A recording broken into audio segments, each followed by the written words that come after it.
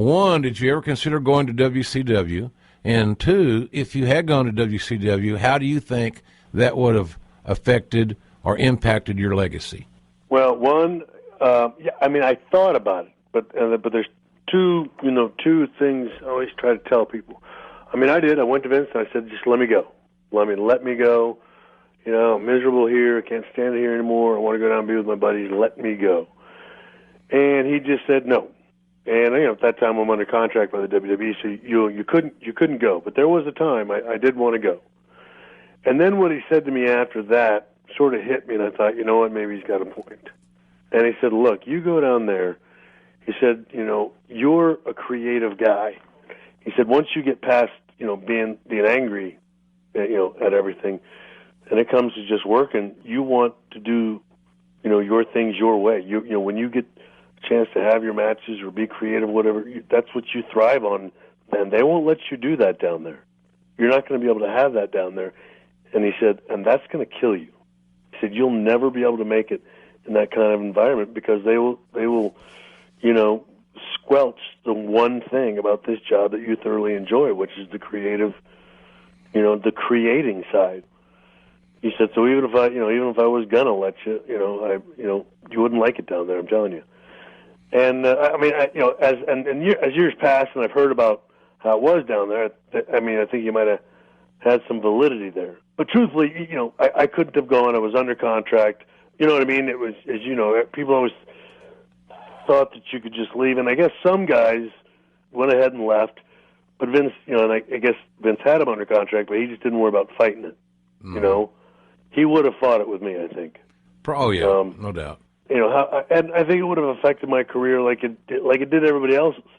I think all the guys that left and went down there, I think it affected whatever their legacy and stuff like that. I am known solely as a WWE guy. Right. There isn't anybody else. I guess Brett can, but heck, even Taker. He came from there, but I think it would have affected it in a negative way, and I think he probably knew what was better for me back then more than I did. In this week, let me get this one.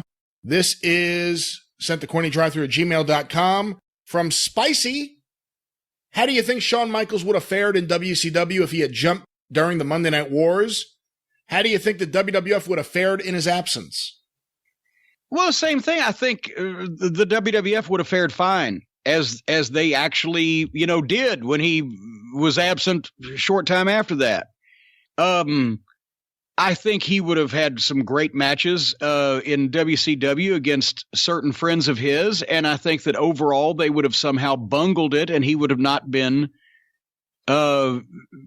any bigger or even as big in WCW as he was in the WWF, because Vince was dedicated to taking care of Shawn. And as obvious, when they bungled Bret Hart, you think they wouldn't have bungled Shawn Michaels? Even and yes, Nash and Hall were there to help out, but goddamn, wasn't Nash responsible for the worst booking during the height of the worst booking era? So they might have beat a lot of people, but somewhere or another it would have been fucked up, or they would have let Michaels fall victim to his own particular fucking problems and issues and fuck himself up, because they wouldn't have been keeping as close an eye on him. Do you think if he had gone to WCW, his back injury would have healed up? Oh, I'm pretty sure that would have felt a lot better, with a lot of guaranteed millions of dollars. Vince was paying him the whole time he was out with the back injury? You are correct, sir. He paid Shawn until there was no WCW to go to. And then suddenly, Shawn's back felt better. Michaels was paid $750,000 a year for 4 years to do basically nothing. At the 1998 Royal Rumble, Shawn Michaels injured his back and soon had to retire from wrestling. While he would make appearances on TV from time to time, Michaels was not used often in WWE. Former WWE commentator Jim Ross revealed that despite not doing much, WWE still paid HBK $750,000 a year. We paid Shawn $750,000 a year for about 4 years. To do nothing. Part of the reason was that Vince McMahon valued Shawn Michaels so highly. The other reason was to prevent Shawn from joining WWE's competitor, WCW. This ended up paying off for McMahon because, in 2002, Shawn Michaels returned to the ring.